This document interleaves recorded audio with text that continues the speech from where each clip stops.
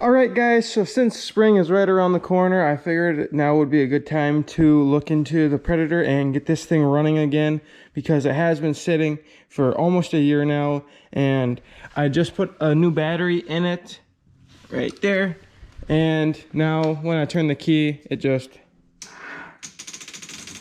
clicks.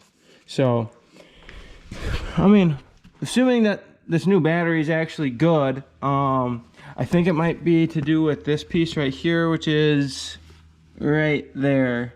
Forget the exact name of it, but I have one laying around, so I'm gonna swap it out and see if that does it. All right, guys, so that new battery that I had in this, I'm pretty sure it's actually bad. So I ended up getting a new one right here. And I mean, there's a reason why there's two, and I'll get to that in just a minute. But also for the Arctic Cat, still waiting for parts. They should be here just in a few days, and then we get started working on this and getting it all back together. But I mean, in the meantime, I could clean up the carburetor, and definitely gotta do some cleaning on the gas tank, because that is filthy. Let me just show you guys in here really quick. Pull this out, and yeah, look at that. That is nasty in there. So that's gonna need a lot of cleaning. So I'll have to do that, and it would be best to add an inline filter. I don't know if there's any screens or filtering going on in the fuel system, but considering seeing how dirty and like how much dirt got in the carburetor, there's probably not. So, you know, wouldn't hurt to add one. So if I find one, or you know, I could just get one and add it in, so then, you know, any dirt that does get missed by cleaning out the tank would get trapped in the filter. So there's that. But I mean, still waiting on all the other parts, so not in a big hurry to kind of get the other stuff done, because if we go over here, guys, I ended up getting another, well, project, but it doesn't need much work. So this is a 2006 Suzuki LTZ 400, and you know, never had a Suzuki before. I worked on one a few years ago. I think it was a 450 though, just because from what I remember, it was having valve problems, and the 450s like to drop valves. So this is a 400, and this thing is super clean. As you can see, I'm pretty sure these are even the original tires yet, which the front still has knobbies and stuff. Like, this was pretty much just a barn find, and it has barely been ridden, as you can just see by how clean the motor is.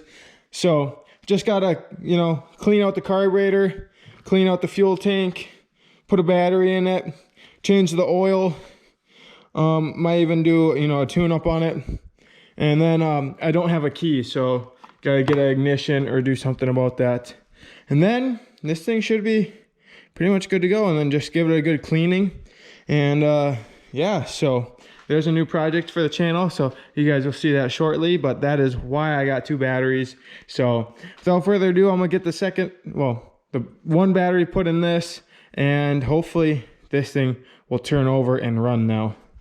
All right, guys, so I got the new battery in there. You know, it's just, you know, really quick and easy. This takes like a minute or two to do. And now for the moment of truth. So hopefully it turns over and starts. Wow. Guys, that was actually first try. Like, I didn't even touch it yet. I wanted to take you guys with me for the first attempt, and it fired right up. This thing is ready to go. I can just tell. So I'm gonna have to pull the razor out so I can get it out of here and actually, you know, ride it for the first time this year. I'm gonna have to put my new tires on it, because, well, I don't know if you guys remember, but if you go back on the channel, I had this thing out ripping in the middle of winter, so I put some screws in the tires, and well, the tires were a little too low for that, so there's a few holes in some spots. So this one leaks, but I think the rest of them are fine.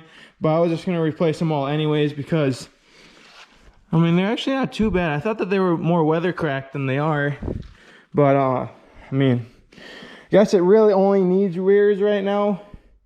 But I have them all, so I don't know what I'm gonna do yet, but I'm gonna take it for a ride. All right, guys, and as you can see, got her all, you know, wet. I mean, it was already dirty, so I mean, I can't say much there, but guys, I hit a snowbank, you know, did a little jump, landed on the ground, just snapped the chain right off of it. Right there.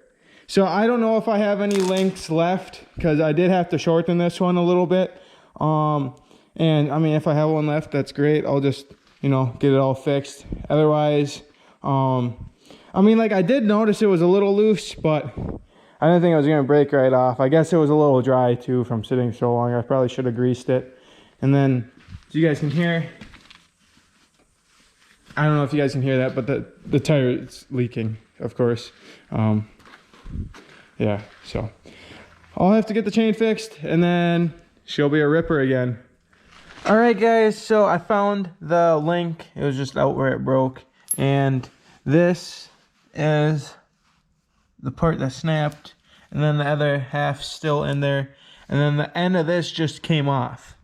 So on this, it's a little bagged out, but I mean, you can hardly even tell.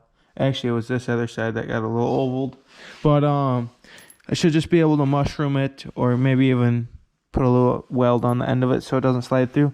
And then I found one of these, so I can just add the link. Hopefully it fits. I just got to straighten this one and then get this end out of it. So I'm gonna do that now, and then hopefully I can get this link all put back together so that I can get the chain on it. All right, guys, so I got the chain fully together now, and right here is where I had to fix it. And I since this side was bagged out, I'm just gonna weld it quick just so that it doesn't come apart on me. Plus this end isn't mushroomed or nothing, so that's just gonna be able to come right apart. So I'm just gonna, you know, put some tack welds on it just to hold it, and that won't be a problem because that pin doesn't move anyways. It's just inside where it moves. So I'm fine to tack it to the outside, so I'm gonna get that done.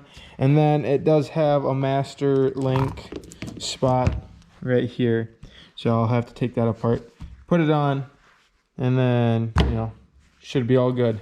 All right, guys, and just like that, I got the chain all put back on it, and looks like we should be good to go. So, you know what, first ride of the year, we break the chain off, but got it fixed in like an hour, so it's all good to go. So now this one is, you know, done. You know, it's rideable, but definitely needs the tires, and then I might paint and touch up a few other things on it.